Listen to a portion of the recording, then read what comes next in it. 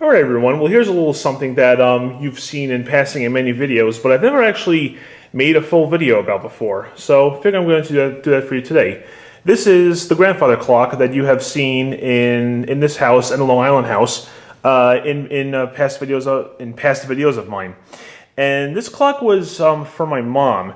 Now, in terms of what year exactly we got this, I still have to figure that out from her because there's a sign. I'll show it to you in a second. There's a sign in there that says March 1st of 1979, but I know in '79 my folks weren't even married yet, so that's why I'm kind of wondering about that. I do remember in one of our old family videos from 1992, which was my grandfather's 80th birthday.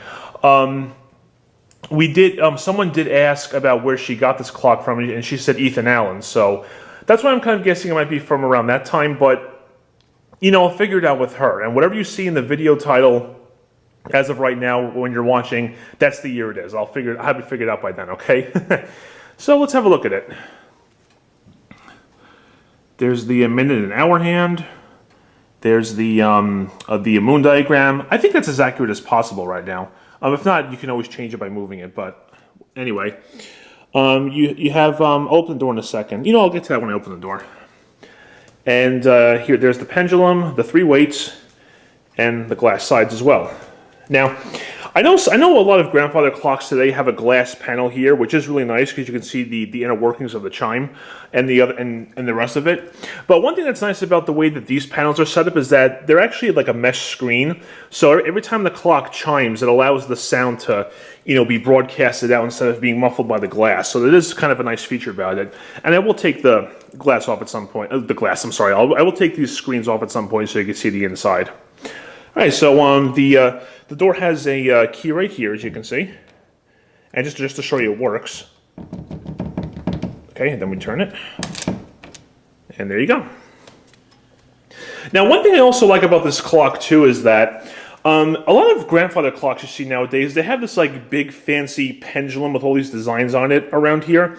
But I mean, on this clock in particular, as you can see, it's just the regular pendulum. And nice and simple all the way through. I mean, it's possible those are still out there today. We haven't really gone grandfather clock shopping, in God knows how long. So they could still be out there. I just haven't noticed them as much. And I'm sure a lot of you know how the grandfather clock works. This is your top of the hour chime. This is the pendulum. And this is the quarter hour chime. And I know a lot of clocks nowadays, they have cranks that you can put here to bring the weights up. But on this particular clock, you push up on the weight and you pull down one of these chains to wind the weights back up. I like the design a little bit more because I just like it when the clock face is less complex. You know what I'm saying? Like it's more simple in this case. And as you can see, there's the Ethan Allen, name as before.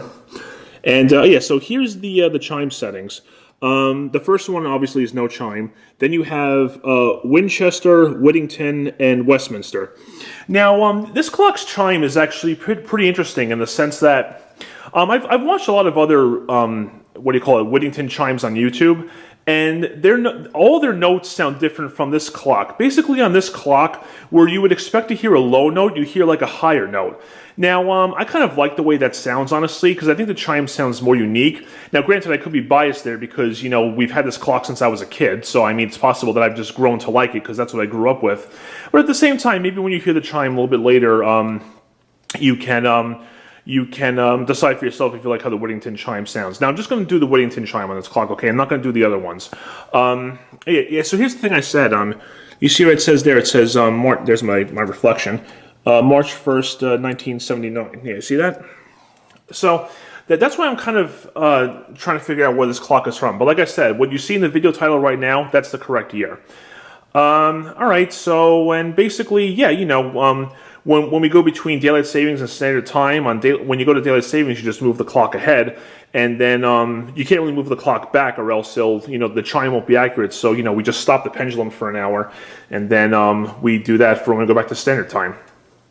All right, so what I'll do now is the clock is just about to reach 11, and that is the correct time, and we're about to put it out of time by doing these demonstrations, but that's easily fixable.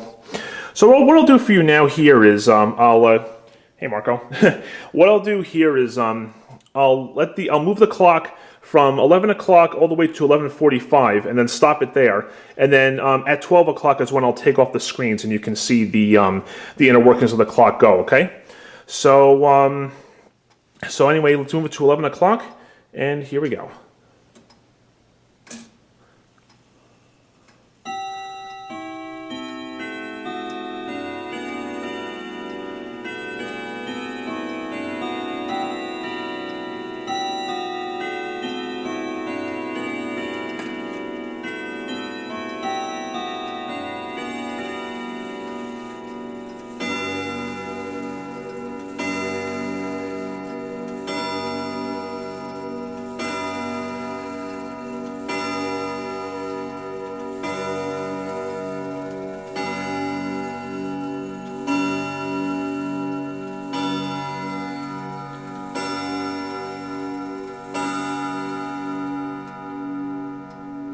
Yeah, you can see right there, it sounds very, very good.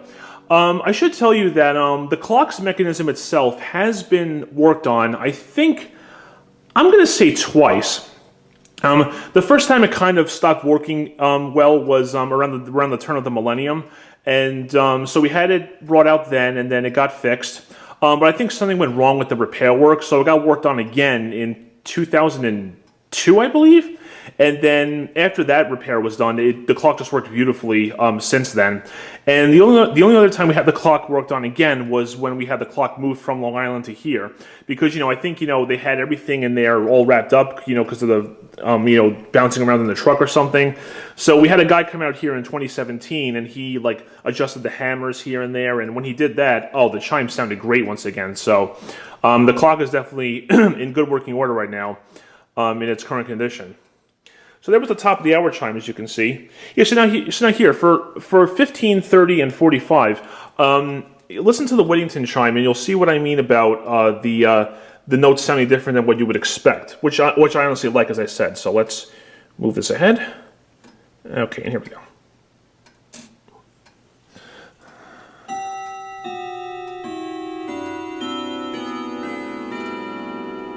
See, I think those last two notes are the ones I'm talking about. But we'll keep going.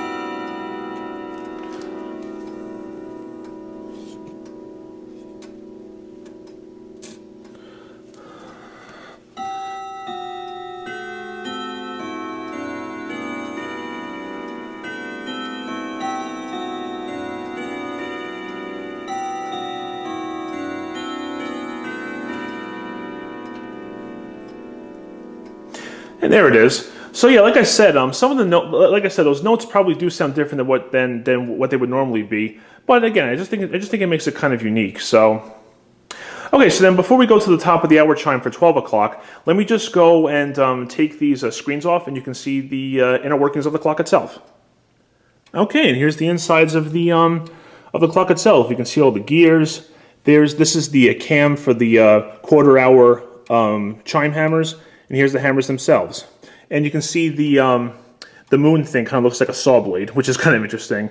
I don't exactly know when this thing cycles, like when it's supposed to, but when you do hear it, you just hear like a very light clunk. That sounds kind of harder than it is, but that's what it sounds like.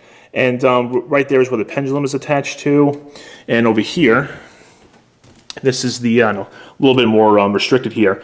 Those four hammers you see right there, those are for the top of the hour chime. And one interesting thing about this Whittington chime is that for the 15-minute chime and for the last part of the 45-minute chime, it's literally just the hammers going from right to left. So I could actually play that chime right now if you listen. I'll just go in here very carefully and listen to this. Hold on.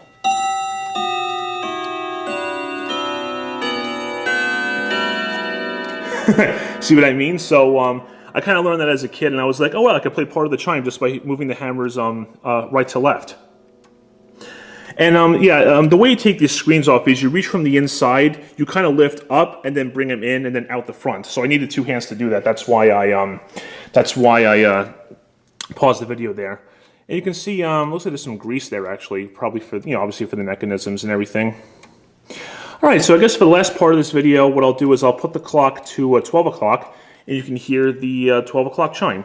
So let me move the hands, and because it's the best way I can. Okay, and here we go.